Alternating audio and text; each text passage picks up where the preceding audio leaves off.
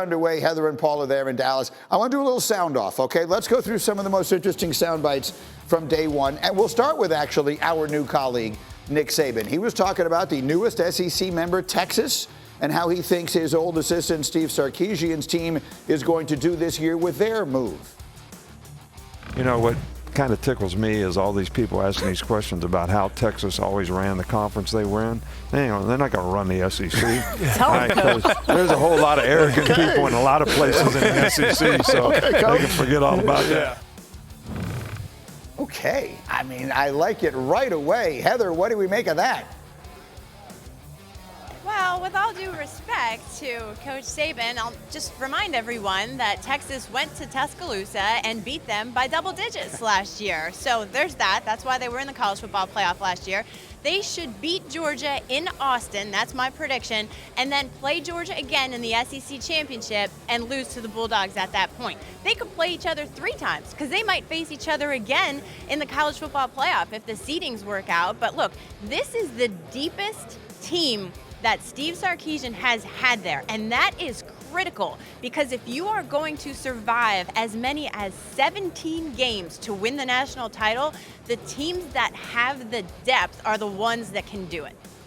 No, Paul, I remember when it's interesting. Yeah, go. One thing, Nick Saban was offered the Texas job in 2013, and he later told me, I don't know if he was going to go or not, but he said, I don't want to answer to 15 or 20 or 30 people. So I think that's where some of that arrogance that many people accuse Texas of having entered into the equation there. Fair enough. As we pointed out earlier today, I mean, you got Georgia going to Texas in October. Georgia will already have been in Alabama and will have played a neutral site game against Clemson. So there could be a lot at stake by the time Georgia goes to Austin in mid-October. In the meantime, Paul, I did want to ask you with regard to Texas, I mean, and I'm going to have to get used to asking you about Texas and Oklahoma. You know, they signed Arch Manning, and he was the highest profile quarterback recruit ever. I don't even think it was close.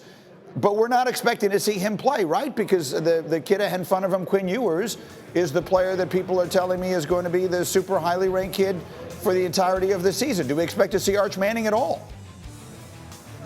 I think we'll see him at some point, but it's worth remembering about Ewers. He was the #1 player in the country a couple of years ago, and he went to Ohio State.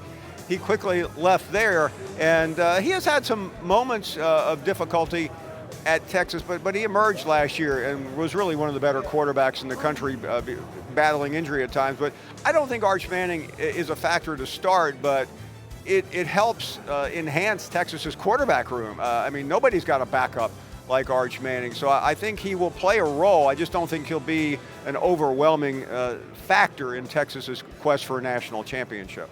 That's fair. I did not expect to hear myself having conversations about Arch Manning being a backup this deep into his college career. Meanwhile, Texas, as we know, is not the only new member of the conference. Joining them in the move is Oklahoma. The conference is now 16 strong.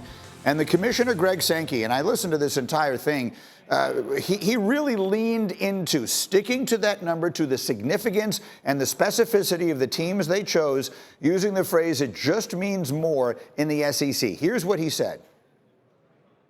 We know who we are.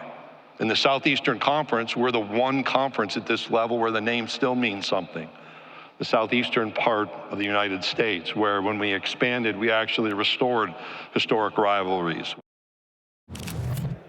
Yeah, look, I mean, and there was a lot more to that was worth hearing, talking about the teams they added contiguous states. I mean, look, let's just point out the things that have happened here. The Big Ten, which is traditionally a conference that is made up of teams in the Midwest part of the country, now have Maryland and Rutgers on one coast, and they have Washington and UCLA on the other coast. The ACC, the Atlantic Coast Conference, has schools that play on the Pacific Ocean.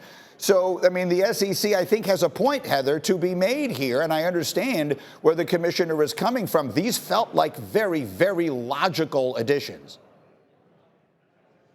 They do. And, you know, we've talked to Coach Steve Sarkisian about some of these rivalries that are going to come back within this conference, and he's very excited about those.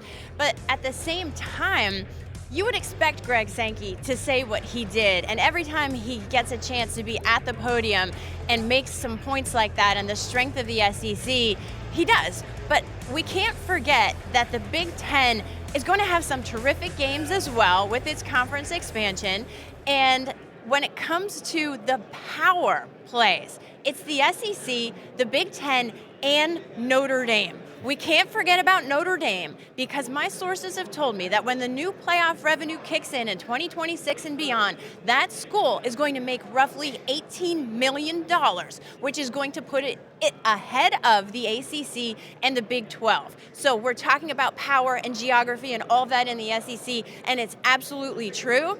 But at the same time, the power lies within the SEC and the Big Ten and Notre Dame as far as the future of college football goes. Well, and Paul, they're also, and I saw this in your notes, by Sankey continuously saying we're focused on our 16, we're focused on our 16, that could also have been a message to 2 other schools.